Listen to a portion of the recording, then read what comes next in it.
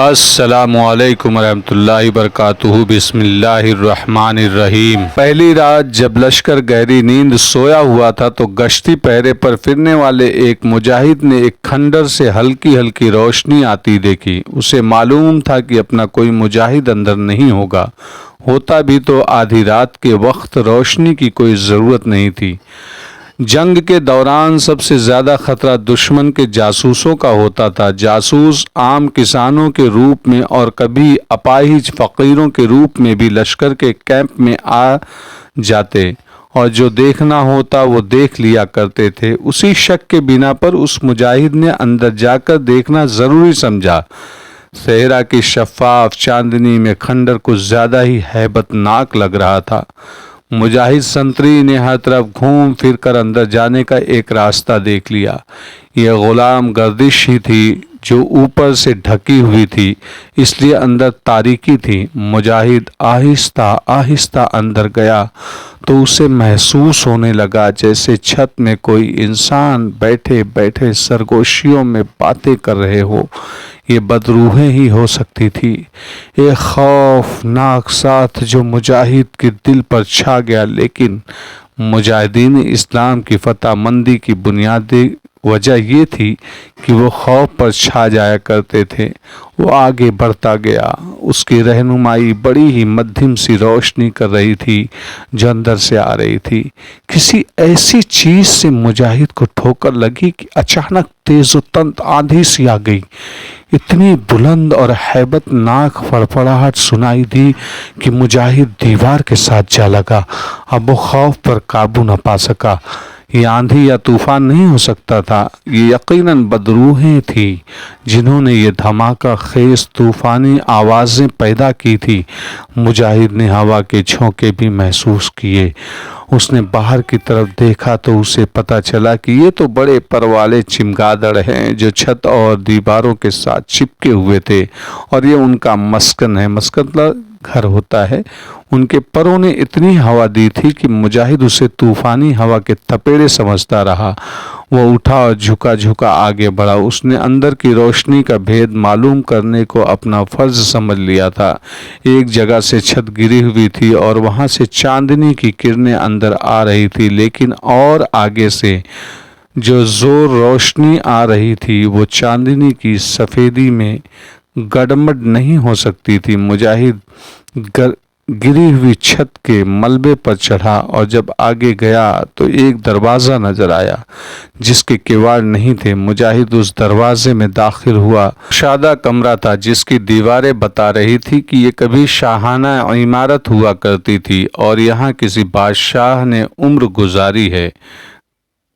کمرہ زرد پہلی روشنی میں ٹھیک طرح نظر آ رہا تھا۔ ایک کونے میں کوئی شخص ہاتھ جوڑے بیٹھا کچھ بڑبڑا رہا تھا۔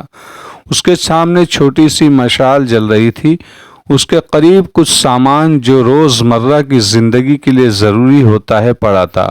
اس شخص کے کپڑے میلے سے رنگ کے تھے اور وہ سر سے ننگا تھا۔ اس کے دودھ جیسے سفید بال کندھوں پر آ گئے تھے اور سر کی چوٹی پر کوئی بال نہیں تھا۔ چوٹی ہتھیلی کی طرح صاف تھی۔ مجاہد دبے پاؤں چلتا اس کے قریب جا پہنچا۔ اس شخص نے آہستہ آہستہ سر مجاہد کی طرف گھمایا اور سر سے اشارہ کیا کہ وہ بیٹھ جائے۔ مجھے معلوم تھا تم آؤ گے، اس بوڑھے نے بڑھاپے سے کانپتی ہوئی آواز میں کہا۔ میں عرب کے ان مسلمانوں کے انتظار میں تھا، تم آ گئے، تمہیں آنا ہی تھا۔ پہلے یہ بتا میری بزرگ محترم، مجاہد نے پوچھا، کیا تو زندہ ہے یا جو اس دنیا سے اٹھ گئے ان میں سے کسی کی روح ہے؟ میں تجھے بدروح نہیں روح کہہ رہا ہوں۔ روح پاک ہوتی ہے اور تیرا چہرہ بتا رہا ہے کہ تیرا وجود بدی سے پاک ہے۔ ابھی زندہ ہوں، بوڑھے نے کہا۔ بڑی مدت بعد میری زبان حرکت میں آئی ہے۔ میں کسی سے نہیں بولتا، کوئی میرے ساتھ بات نہیں کرتا۔ کیا یہاں کوئی اور آیا کرتا ہے؟ مجاہد نے پوچھا۔ ہاں، بوڑھے نے ریشہ گیر آواز میں جواب دیا۔ یہاں سے تھوڑی تھوڑی دور دو گاؤں ہے، وہاں سے تیسرے چوتھے روز ایک دو آدمی آتے ہیں اور کچھ کھانے پینے کے لیے دے جاتے ہیں۔ اے بزرگ، مجاہد نے کہا، تو ان کے پاس ہی کیوں نہیں چلا جاتا؟ یہاں اکیلے پڑا کیا کر رہا ہے؟ عبادت، بوڑھے نے جواب دیا۔ خاک و خون کی دنیا سے تعلق توڑ کر یہاں بیٹھا ہوں۔ بہت آئے، سب رخصت ہو گئے، اب تیرا لشکر آیا ہے۔ کیا میرا لشکر بھی رخصت ہو جائے گا؟ مجاہد نے پوچھا۔ نہیں، بوڑھے نے کہا، تیرا لشکر رخصت ہونے کے لیے نہیں آیا، بلکہ انہیں رخصت کرنے کے لیے آیا ہے جنہوں نے اپنے آپ کو انسانوں کا بادشاہ سمجھ لیا تھا۔ فرعون خدا بن گئے تھے، کہاں ہیں وہ؟ سب رخصت ہو گئے۔ کمرے میں ہلکی ہلکی چڑچڑ اور دھیمی دھیمی فڑفڑاہٹ سنائی دینے لگی۔ مجاہد اوپر اور ہر طرف دیکھا، چمگادڑ واپس آ کر چھتوں میں بیٹھ رہے تھے۔ کچھ آوازیں غلام گردش سے بھی آ رہی تھی۔ فضا بڑی ہی پر اسرار تھی اور بار بار یہی خیال آتا تھا کہ یہاں مرے ہوئے لوگوں کی روحیں رہتی ہیں۔ مجاہد اس سفید ریش ضعیف العمر سے کوئی اور بات کرنے ہی والا تھا کہ اس کا دل تیزی سے دھڑکنے لگا اور خوف کی ایک لہر اس کے وجود میں دوڑ گئی۔ وہ اس لیے کہ اسے سامنے والی دیوار کے ساتھ ایک سیاہ کالا سانپ رینگتا نظر آیا جس کا رخ ان کی طرف نہیں بلکہ دوسری طرف تھا۔ وہ دیکھو سانپ، مجاہد نے گھبرائی ہوئی آواز میں کہا۔ میں ہر روز دیکھتا ہوں، بوڑھے نے لا تعلق سے لہجے میں کہا۔ ہم اکٹھے رہتے ہیں۔ سانپ صرف اس انسان کو ڈستا ہے جو انسان خود سانپ بن جاتا ہے۔ یہاں ایک ہی نہیں 3-4 سانپ رہتے ہیں۔ میں نے ان پر ظاہر کر رکھا ہے کہ میں انسان ہوں اور انسان کسی کو ڈسا نہیں کرتے۔ ہر انسان اپنے وجود میں سانپ کا زہر لیے پھرتا ہے۔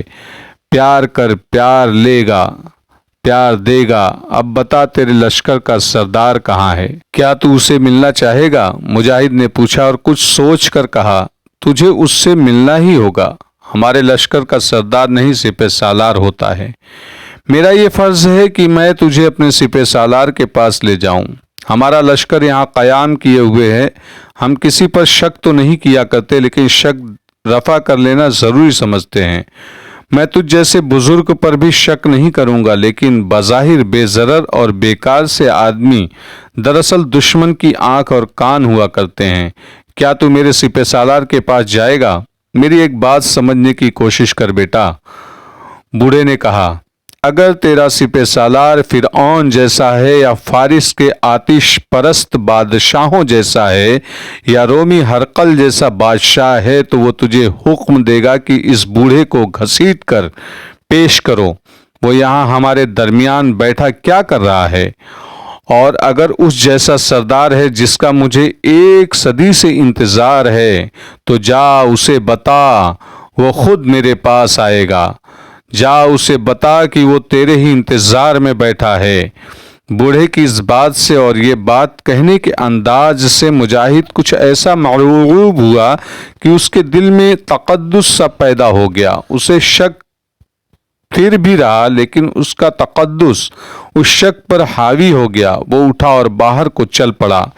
مجاہد جب باہر شفاف چاندنی میں نکلا تو اسے یوں محسوس ہونے لگا جیسے وہ روحوں کے دیش میں چلا گیا تھا۔ اسے ہیبت ناک کھنڈر کا اس پر جو خوف طاری ہوا تھا وہ کھنڈر کے اندر ہی نکل گیا تھا۔ اس نے یہ بھی محسوس کیا جیسے یہ سفید ریش جھریوں بھرے چہرے والا بزرگ اس دنیا کا زندہ انسان نہیں۔